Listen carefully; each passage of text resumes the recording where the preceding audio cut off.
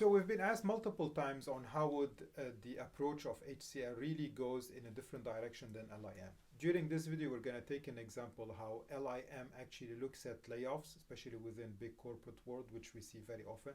And then we're going to look how HCL looks at it and what looks at it in a different way and how it actually approaches it in a more humane manner that really helps the organization stay focused on its North Star.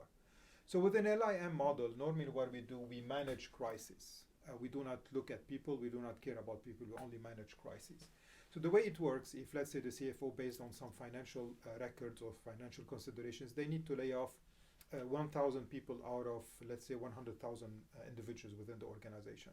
And this is, we see it in regular basis, which is 1% of the workforce. So what they tend to do, they start creating these videos, these live talks, and then tell people, look, this is what's going to happen. We're merging departments together, or we're eliminating certain functions, or we're outsourcing certain functions. So we need to get rid of around 1,000 people. So during those talks, all the 99 other 1,000 are going to be thinking, okay, we don't know who these 1,000s are. So it's going to create an environment where people start looking at a preservation mode. And they start looking, okay, what am I supposed to do now? Am I supposed to be looking for jobs? Am I supposed to be doing anything else? Am I supposed to be worried about it? So this puts everyone in a mindset of a survival mindset, and therefore they start looking for other opportunities and so forth. And this is going to have an impact on the productivity, whether we like it or not. So from the CFO point of view, yes, he or she are going to see that, yes, financials are going to be impacted, meaning dropping the cost. But on the productivity and culture side, all those signs that are going to be impacted, no one is going to put them in dollar sign, unfortunately. But they're going to have a major impact on the organization, not today, but over the longer term. So we're going to see with Eleni how, when we apply a human-centric leading approach to such situation, how we can really transform it so that it becomes a win-win relationship whereby organizations are not going to have an impact from a productivity point of view and maintain the culture and what they're supposed to be doing, and at the same time also achieve the objectives of the financials. During this case, we're not going to be questioning the reasoning behind these 1,000 layoffs. Because normally in HCL, we do not recommend these approaches, but we're not going to be questioning it this way. We're going to be only just questioning the difference in the how we do it. Okay, yeah, thank you, Shadi. Okay, so in HCL, human-centric leading, we take a different approach. We start to say we lead people through crises. It's not, we're always going to have problems in life. And the thing is, this says we manage the crisis. This says we manage our approach and how we think and feel through a crisis.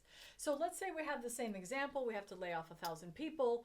And instead of, alarming 90,000, we start to say, okay, we usually know who are going to be laid off depending on the labor laws of the country. That's kind of old hat.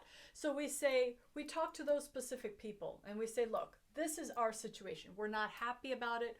We feel like we have to lay you off. This is an unpleasant situation. What could we do? And then we start to have a discussion with those specific people without alarming everyone else. So what we're saying is that human-centric leading actually thinks about the financials and the people. So it talks about, okay, yeah, we still have our own financials, our income statements, etc., but we also look at what impact is this going to have on people's survival mechanism. Are they going to be triggered to survive, which means I got to think about my job. I'm not going to think about the work because I'm stressed out and I'm going to start looking for a job. So in HCL, it's saying, I don't get into that state. I don't have to be put into that state unless it's actually going to be me. And then I need to be put in that state. And therefore, there's a discussion when maybe my boss says, look, we're going to give you 3 months severance, a year severance, whatever. Take, maybe choose the time you want to leave, wrap up your work and then leave, and then we'll help you look for a job. You'll look into partners. We'll hire you a coach. We'll help you. So in other words, it's not like someone is suddenly on their own after being in this group. So that's a distinction.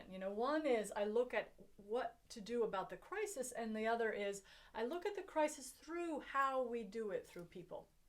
So to sum it up, in LIM, we normally manage crises. We don't care about people. We only look at people as cogs in a wheel. They're on the balance sheet as a liability, how we can get rid of them. But in here with HCL, we lead people through the crisis, meaning we're going to look at it from the people's point of view and really see what can we do to them so that we can really make the transition or the decision less impactful on the overall organization and continue with the crisis culture that we have. And especially, we also would say that a lot of organizations, one of their values is related to their people. So be true to your own values and actually apply HCL.